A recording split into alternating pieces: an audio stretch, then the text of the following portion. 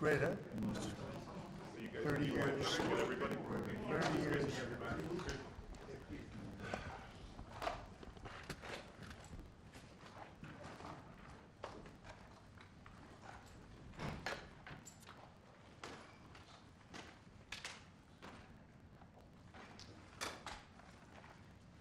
Well, thank you very much, and I'd like to ask Caroline, who's become very famous, big star, and she has a person who's a colleague of hers, a friend of hers, and that she has a lot of respect for, who comes from the area and knows exactly what's happening. Caroline, could I ask you to say a few words? Yes, sir. Here we have Haryana, who is from the continent of Africa. She's been a reporter here in the United States for many years, and she has a story to share with the press, with the media, and with these two fantastic leaders who have joined you today. So, Haryana, please. Why don't you come up here and talk so they can see? Sure.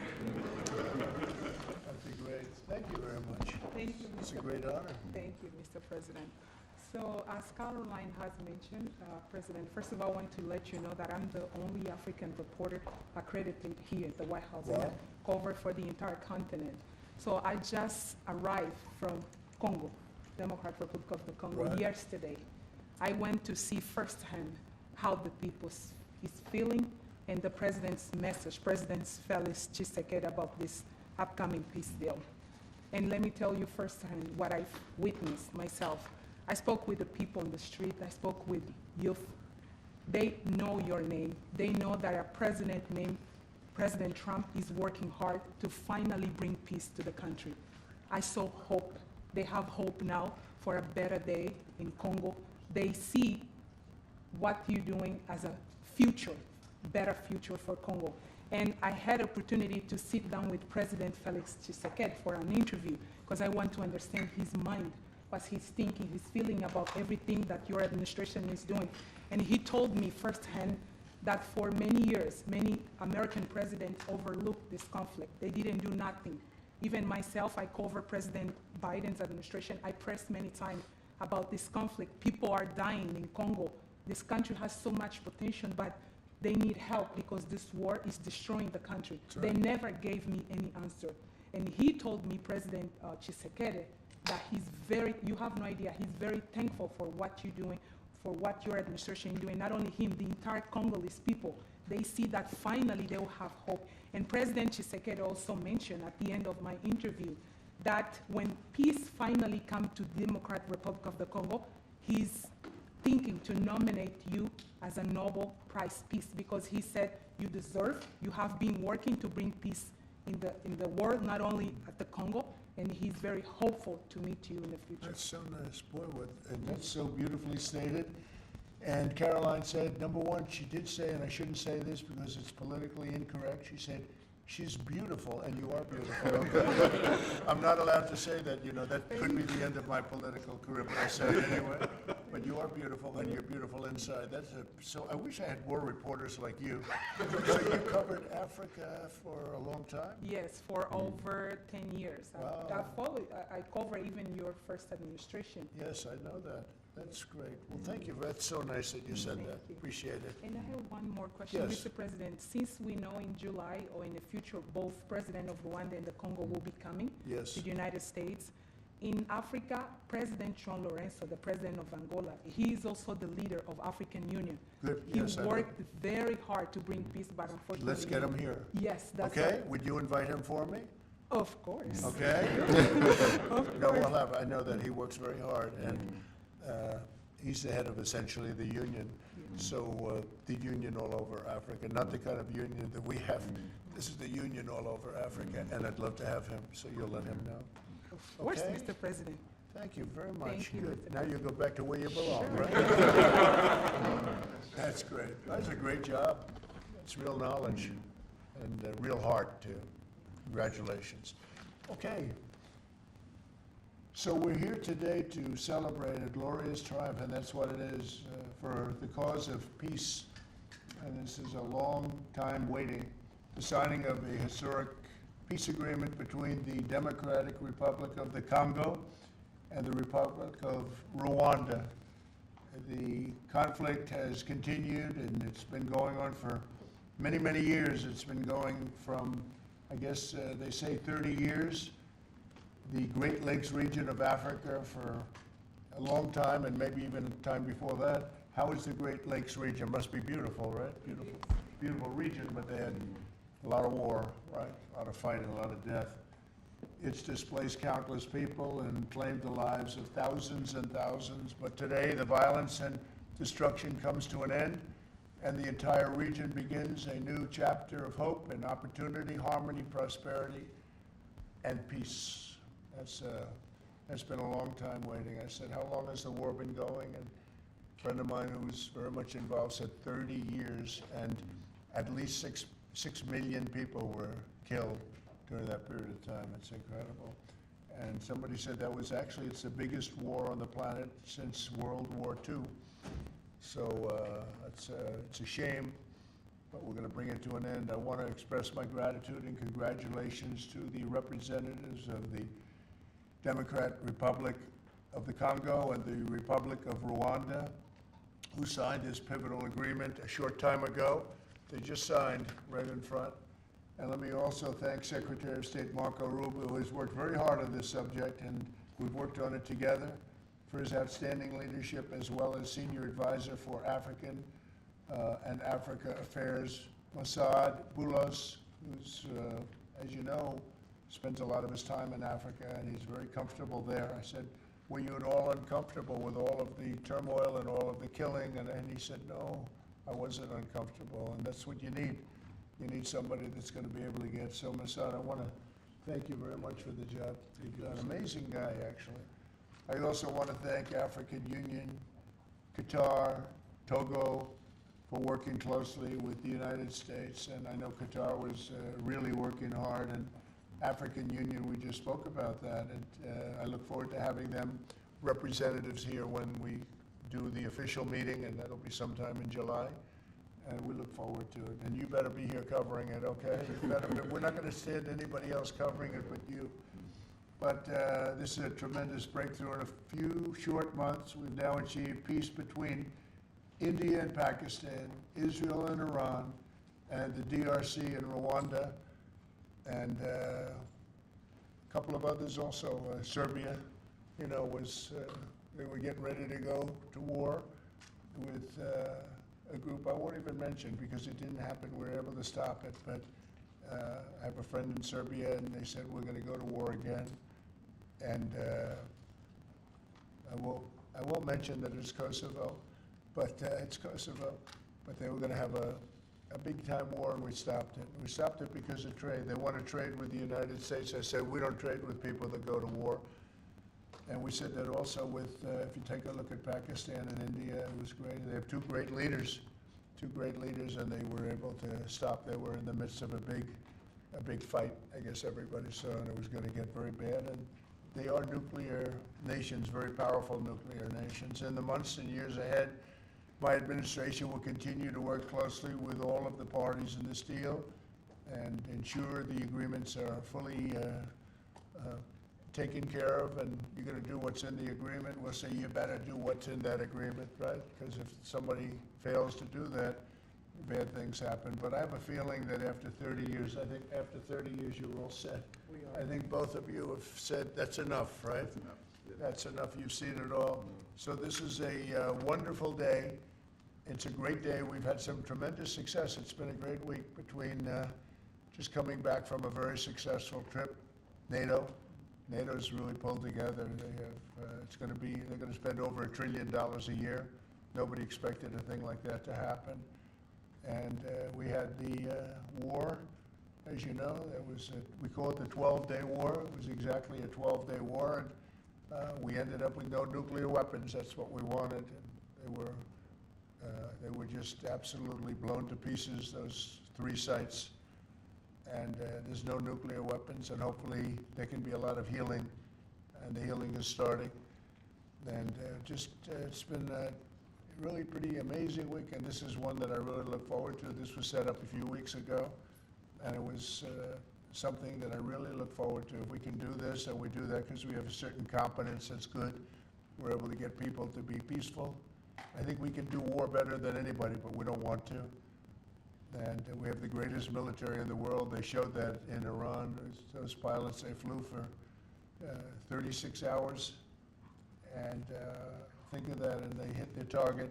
The size of this desk, half the size of this desk, from about 52,000 feet in the dark of night with no moon, zero moon. They wanted it that way. Can you believe it? And they hit, every missile hit exactly half the size of this beautiful Resolute desk. We don't want to talk about it when it comes to rockets hitting it, but half the size of this. And they hit dead center from tremendous heights, going at tremendous speeds. It's amazing. Nobody could do a thing like that. Nobody has that weaponry, and nobody could do a thing like that. So we had a very busy and successful week. And in addition to that, our economy's doing great, setting records with the economy, and a lot of other good things happening. But this is about Congo and Rwanda. And I'd like to ask, if I might, would you say a few words before we introduce our guests? Sure. Thank you, Mr. President. Yes. So, under your leadership, Mr. President, and the full support of Secretary Rubio and the entire team at the State Department, we engaged with the two parties in early April. And within 3 weeks, they signed the Declaration of Principles. And now, within about 2 months from that, we have signed today the final, this is actually the final peace agreement. You know, many people were wondering if this is preliminary. No, this is the actual final peace agreement that they've signed today. You have also expressed interest in inviting the heads of states Right.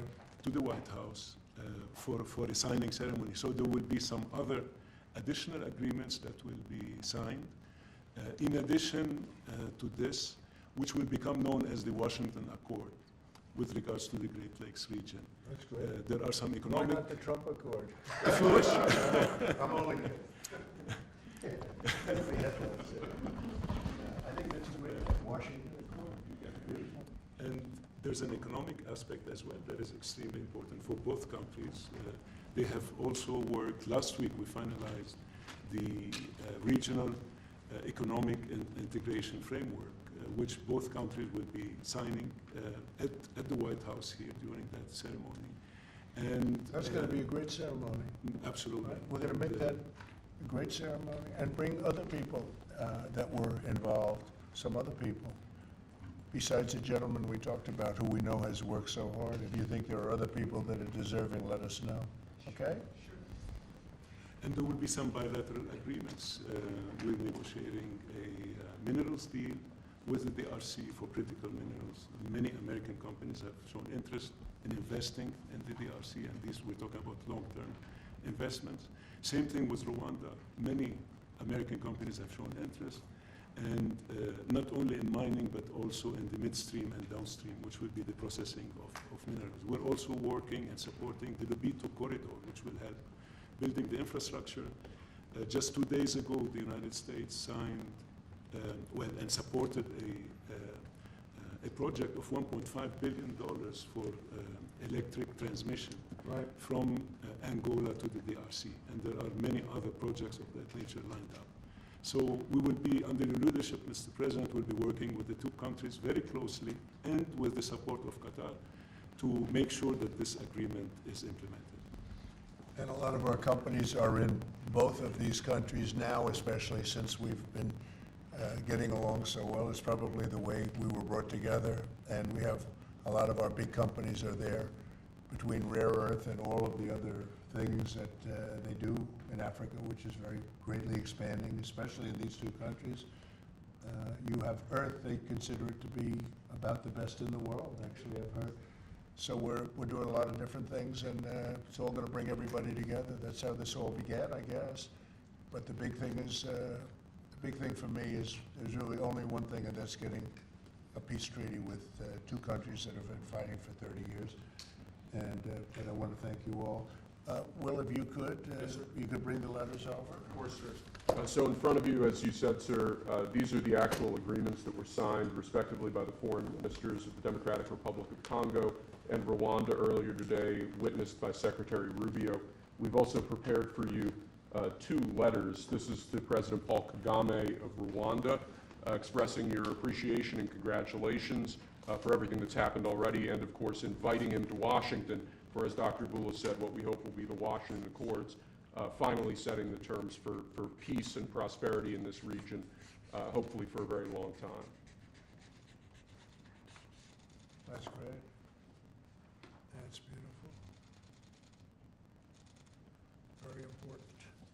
We're gonna put a picture in there, right? As soon as this is over, they're gonna put, we have a fast-moving photographer, Dan. He's gonna put a nice picture of us here, okay? That's And, Thank you very and this is a letter to President Chikisade of the Democratic Republic of Congo, again congratulating him on settling this long-running war and inviting him to Washington, D.C. for the final conclusion of the agreement, hopefully soon. That's great.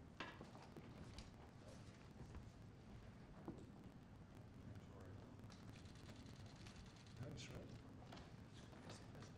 Take that pen. Take that pen. Thank you very much. Okay.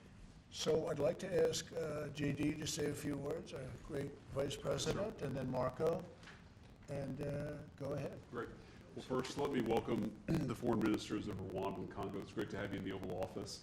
And second, let me say congratulations to the President, to Secretary Rubio, and the entire team. I think for the people of these two countries, they should know that the United States is committed to the pathway of peace. But to my fellow Americans, this is really a celebratory moment. This is a big moment for our country because under the President's leadership, we've taken what was 30 years of killing and war, the worst war in terms of death count since World War II, and now we're on a pathway to peace. And so if I think about what I know about these two countries, for 30 years, pretty much the entire time that I can remember these two countries being in the news, much of the story has been about them fighting one another, about them killing one another, and now we can look forward to a future where my children will look at this moment as the beginning of a new story, a story of prosperity and of peace. So thanks to the President, congratulations to the entire team, and to my fellow Americans, we should all be really proud because it's amazing what active presidential leadership can accomplish when it's geared towards peace and prosperity, and that's what we have in the Oval Office right now. So great job, sir. Thank you very much, JD and Marco, and then we're gonna ask the two principals to speak. Yes, sir. Mr. President, first of all, thank you. When I first came on this job a few months ago, you made it very clear that one of the priority of this administration under your leadership is going to be the pursuit of peace. And from day one, whether it's been in Ukraine and Russia, whether it's been Pakistan, India, whether it's been Iran and Israel, and in the continent of Africa, your priority's been on peace. And today we see this come to fruition. It's sad. Wars get a lot more attention than peace. But peace is harder than war, a lot harder. And I want to congratulate both of the leaders here and their respective presidents for choosing the harder path, which is often peace, than the easier path, which sometimes is war, as costly and as bloody as it may be. And I echo the Vice President's statements, and that is that Americans should be very proud that the #1 voice for peace in the world today is our president, your president. And so thank you, President Trump. And I want to, again, recognize Dr. Boulos and the work he's put into this from day one. He's really put a lot of time and effort, and as our friends from the respective countries can share with us. And last point, I do want to thank, you've done this already, but the African Union, Togo, and Qatar, who have been extraordinary partners and whose help we're going to need to continue to receive in order to bring all this to fruition. So congratulations to both of you, and thank you, Mr. President. Great job you've done. Do you want to start? Either way, would you like to start? Ladies first, maybe. Thank you so much. Thank you Again, very much. thank you so much, Mr. President, for having us here. I think I can summarize my contribution in 3 main points. First of all, thank you and congratulations indeed for this remarkable milestone, which is putting an end to 30 years of conflict and of suffering, and which is redefining the perspectives that millions of Congolese and of citizens of the greater Great Lakes region will have. The second point is stay committed, stay on board. We need the United States to make sure that this agreement holds and that you hold us accountable. And the third point is, if you stay on board, I think there are so many perspectives that we can transform our partnerships through and that can usher in an era of prosperity, of growth, and of shared bilateral relationships that go well beyond the challenges that we've shared together, and that can at least, or finally, focus on the potential and of the wealth that we can share. So again, our heartfelt gratitude to you on my behalf, but more importantly, on behalf of the people of the Democratic Republic of Congo. Thank you so much. Beautifully spoken, and I look forward to seeing you leader. They will, highly respected person, as you know, Indeed. highly respected all over the world, but in Africa in particular. So Sometime in July, we'll do something, big ceremony. We look forward to it. Thank you very so much. Please. Thank you very much, Mr. President.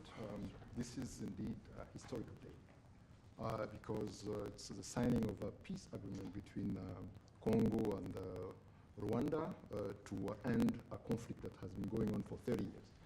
And there has been many mediation, facilitation in the past, but none of them succeeded. And we believe that it's because of your leadership and your steadfast commitment to this process, with also a new approach of economic integration, regional economic integration, which is important to allow Rwanda and DRC working together, because this is a very rich region with cross-border trade, with minerals, with natural wealth. So with the U.S. Standing side by side with Rwanda and DRC, we believe that we will achieve a long-time peace. And we also believe that, as my colleague from DRC stated, it's important for the United States to stay committed, because today we signed, but now we need to implement what we have signed in order to open this new era you were talking about of prosperity, so that we can reap the economic dividend of peace. So for this economic integration framework to be implemented, it's important for the U.S. to accompany the parties to implement what we have signed, because in the past we have signed so many agreements that were not implemented. And we are really, we believe that with your leadership, with the involvement of the United States administration, we will reach that goal. So thank you very much, Mr. President. Well, this will happen, definitely. I can reach over. Do you want to just press them over to me? Let me have them. And I just wanted to give you each. These are your signed agreements. And we'll make sure that you follow through. We'll make sure you follow through. Yeah. We'll make sure that you follow through. Okay, that's for you. And we have one other thing that we're going to give, that we give to special people only. It's a coin. Thank you. And I hope you do that. And we're going to give you a second one for your leader. Oh, thank you very much. And likewise, we'll do that. These are serious coins. You don't want to lose them. You'll be very, I think that your reporter from Africa should get one. What do you think? Is she allowed? I saw. I think, yes. Are the reporters okay with it? Brian, yes? Darling, that's for you. Okay? You did a fantastic job. Thank you. And I heard you do a great job in covering everything. Thank you. And Mr. President, we actually have the pictures that you took earlier Oh, with let the me foreign see that. ministers here already. Thank you so much, Mr. President. Thank you. Let me see that. They're in this folder right here, sir. Okay, this one? Yes, sir. Oh, they look better than me. I don't like it. I don't like it. That's beautiful. That's very good. We have a good photographer. Beautiful. That's great. You better, I'll tell you, you better do the job here. We're gonna come down hard. It's beautiful. Thank you very much. So we'll put them in. That's for you. I can do that. That's for you. This is for the Congo. And what is it? For the Congo. Yes. Okay. Let's see, we have two of them, I think so. You wouldn't give us one, you would have made a big mistake. No, that's for you. That's for you. Thank you, Mr. President. Thank you very much. And you're all set, and this is for you. You're going to Yes, get this. Good. Might as well hold it. Thank you so Thank you much. very much. Good luck. Thank you. Do you have any questions? Yes, sir. On the subject, sir. Why not? Why not Canada, by the way? Why? I mean, Because this is about a different subject right now. This is right now actually a much more important subject. We just ended a war that was going on for 30 years where 6 million people died, so don't ask me a trade question on Canada. Mr. President, Kara Castronova from Lindell TV. Now that your administration, and congratulations, has secured peace in Africa to a bloody, horrific war that's gone on for decades and no other president could do it, do you think the mainstream media will finally... I'm telling you. No other, but you're right, no other president could do it. They tried and they didn't even try, I don't think. I actually don't think they tried. Do you think Biden tried? He didn't know he was alive. Do you think the Go mainstream ahead. media will finally give you credit where credit is due? No, The media will never give me credit, but the people give me credit. That's why I'm here. The people didn't give me, that's why we're here in a landslide. We got all 7 states, we won the popular vote. So the media won't give me credit, but the people give me credit. That's more important to me. President, you're going to go down as a peacemaker. You're also going to go down with the president who had 0 border crossings in May. You secured the border more close than anybody's ever done. But I don't know if you know this. You're on track right now to have the lowest murder rate in history in this country. And I think a lot largely goes to the fact we closed down the border. If you want to comment on that, you might go down as the lowest murder rate in U.S. history. Yeah, I saw that the other day, and it's an honor. I mean, and that's really even better because, we've taken a lot of illegals into the country through the Biden administration that are murderers, 11,888 to be exact. And many of them are now gone. We got rid of them. They're back where they belong. But so it's a great honor. If you took that out, the numbers would be even better. They've created a lot of problems. You drew social earlier about getting money to the air traffic controllers and the big, beautiful bill, which hopefully, praise God, we get this thing signed. What does that mean to that industry that have been suffering the last couple of years, quite a decade of being underfunding? How that changed the safety of air travel? Well, they've underfunded the airports for years, and I started the process of getting it completed in terms of the equipment necessary to land the planes, where the planes, like the helicopter accident with the plane, would have never happened if they had the right modern equipment. It would have been, bells and whistles would have been going on all over the place. And I had that all set, but when I wasn't here, they totally dropped it. You had a terrible head of transportation. We have a very good one now, Sean Duffy. But you had Buttigieg, and he didn't know a damn thing. He'd ride to work on his bicycle. He didn't know what the hell was going on.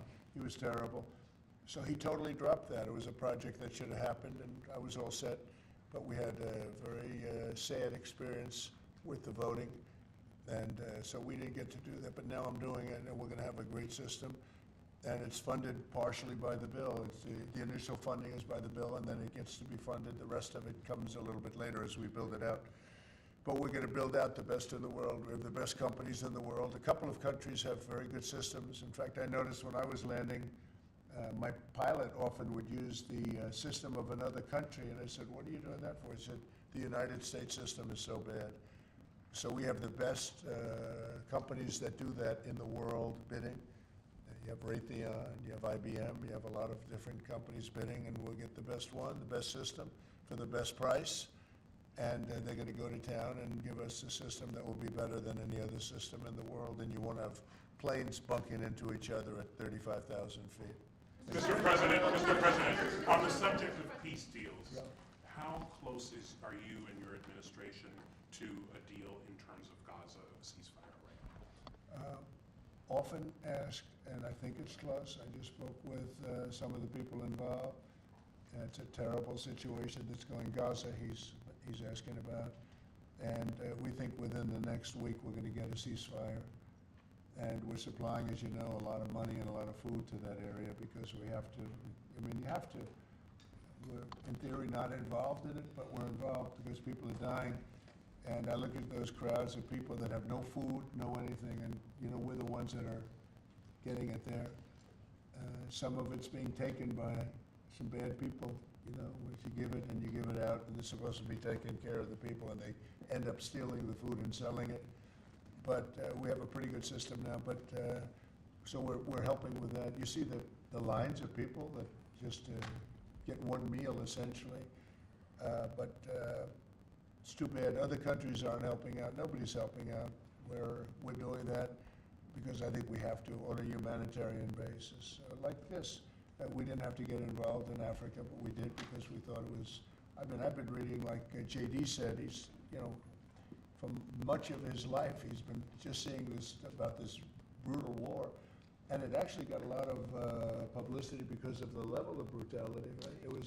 It was, nobody's ever seen anything like it. And to be involved in that, I consider this the most important of my conferences today. We just had a great Supreme Court victory today, and everybody would say that was big, but we're talking about saving thousands and probably millions of lives here. This is more important than anything. So it's great, but we're working on Gaza, trying to get it taken care of. And again, you know, a lot of food has been sent there. And other countries throughout the world should be helping also. And on another conflict that I know you've been working on, sir, is it true that you have reached out with a letter to North Korea's Kim Jong-un? Well, if there is a conflict, I get along with him very, very well, and we'll get the conflict solved with North Korea. I've had a good relationship with Kim Jong-un, and I've gotten along with him really great, so we'll see what happens. But somebody's saying there's a potential conflict. I think we'll work it out if there is.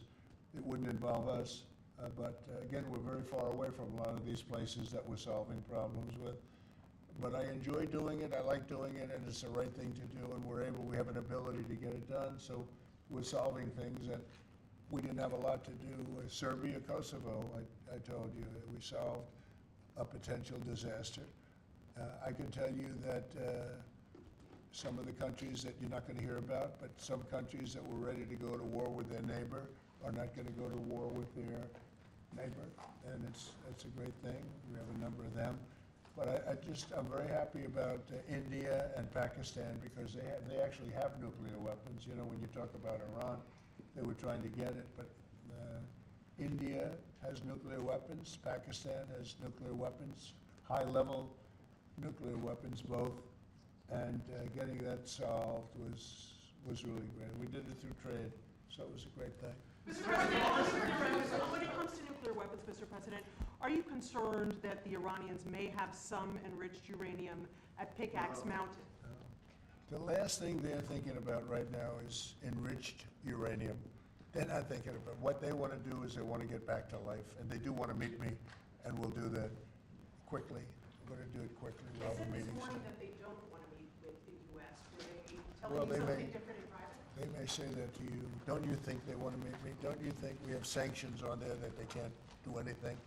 Wouldn't you think that they want to meet me? I mean, they're not stupid people, but they went through a lot, and they suffered, and so did Israel. Israel suffered greatly. It was a nasty 12 days, and yeah, we'll see what happens. Are you, Mr. President, are you considering sending Patriot missiles to Ukraine? Have you made up your mind about that yet? I may. Go ahead. On this conflict, Mr. President, there are a few unanswered questions that remain in this deal. For example, will Rwanda, on this deal, on this conflict, for example, will Rwandan troops pull back from parts of DR Congo, and also will the M23 rebel group be allowed to remain in parts of eastern DR Congo? Give any answer to those Well, let me questions. ask you that question. You want to answer that one? It sounds like an interesting question for you. Go ahead, please. Thank you very much. In the agreement we signed, we have taken the concept of operation for the neutralization of the FDLR, which is a vicious genocidal movement, and the lifting of Rwandan defensive measures. So this was already signed last year in November, so we will implement it. This concept of operation to do both things, to neutralize this movement, which has been destabilizing Rwanda for many years, and to lift our defensive measures. As for the M23, in the agreement also, we have decided to rely on the Doha talks, because there are currently talks between the AFC M23 and the DRC government to have a peace deal also that will complement the Washington peace agreement. So both things are taken care of. Thank you. Mr. President, will the United States be enforcing this agreement? Or taking We're it going to be over? working with them to get it enforced. They can enforce their own agreement, but we'll be putting a lot of pressure on to make sure it gets enforced. The two people in this room are very, very capable people, and they'll get it done. I think they'll get it done. They love their, one thing I learned very quickly is how much you love your country and you want to get it done. And they know it has to get done, otherwise bad things happen. But I think we're well beyond that. Other presidents should have done what I'm doing right now. They never did it. I don't think they ever tried. I don't think it's like they couldn't do it. I don't think they ever tried. And if they did, they wouldn't be able to do it anyway. On the President, Yes, thank you. Mr. President, can you share with us what can happen if one of the parts violate this peace agreement? Because we don't want war to come back to Well, DRC. I'd rather not say, I would just say that there are big penalties if they violate, and they're not going to, I don't think they will violate, I think they mean it, but we have very severe penalties, financial and otherwise. Okay? On the President, to go back to your Truth Social post on Kenneth's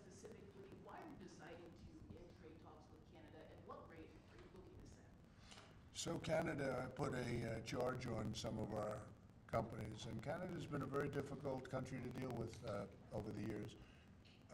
You know, we hear Canada, we have a great relationship with the people of Canada, but it's been very difficult. And they put a charge, and they were a little bit early, we found out about it. So, and we have all the cards. We have every single one. We don't want to do anything bad, but they have, economically, we have such power over Canada. I'd rather not use it, but they did something with our tech companies today, trying to copy Europe. You know, they copied Europe. It's not going to work out well for Europe either, and it's not going to work out well for Canada. They were foolish to do it. And so I said, we're going to stop all negotiations with Canada right now until they straighten out their act. Is there anything Canada can do to change your mind about this situation? No, they put a tax on companies that were American companies that they shouldn't, very severe tax. And yeah, I guess they could remove it. They will, but I don't really, I mean, it doesn't matter to me. We have all the cards. We have all the cards. You know, we do a lot of business with Canada, but relatively little. They do most of their businesses with us. And when you have that circumstance, you treat people better. They've had farmers that are getting like 300, 400, 200% in tariffs. Nobody's ever seen anything like it. We have cases, you don't read this and the people don't report, but they charge us 400% on some dairy products. 400%. Nobody writes that. It's not fair to our farmers, and we've got to protect our farmers. Sir, you just, sir, Yeah, Brian, go ahead. Mr. Trump, you mentioned how much of a rate cut we would do to the interest on the debt. Earlier today, Director Pulte was on CNBC talking about how he suggested Powell should resign. Any comments on whether or not Powell should step down? I know you've been. Well, I don't have a comment. I'd love him to resign if he wanted to. He's done a lousy job. Look, if you were there, you'd say, well, you know, the United States is doing well. They have no inflation. And if they do get inflation in a year or two, we'll start raising the rates. We'll get rid of the inflation, you know, and do other things. Biden had the worst inflation in the history of our country. 19%, but I think it was much higher than that. Frankly, they say 19%. I say, I think it's a lot higher than that. And we have almost no inflation now. We've done a great job in a short period of time. Energy prices are way down. Gasoline now is down to close to $2 in a lot of places. A couple of places I see it even broke. It's like $1.98 a gallon. We've done a great job on inflation and honestly, pretty much everything else. I think it's very sad the way people act. You know, you have a guy in there that with the stroke of a pen could lower interest rates and save us hundreds of billions of dollars a year. But he's a stupid person. You know, it's very interesting. I'm not sure if he doesn't understand it, because you should be able to understand it. It's sort of 101 economics, but I'm not sure of that. But think of it, with the stroke of a pen, he talks about costs. We can save $600 billion. Maybe even, these are nice numbers for you, right? $900 billion, $950 billion by lowering interest rates. And it's really just more of a paper movement. It's not like you're not cutting anything, you're not cutting jobs, it's just interest rates. And we're number 40 or 44, number 45. Some places that you wouldn't believe that, you know, I don't want to be disparaging, but they pay a lower interest rate than the United States of America. And without us, everything blows up. You know, we sort of control the world in that sense. But we have a guy that's just a stubborn mule and a stupid person that is making a big mistake. He's making a mistake. And it lasts for years because when you do the debt, now, I've instructed my people not to do any debt beyond 9 months or so. Get this guy out.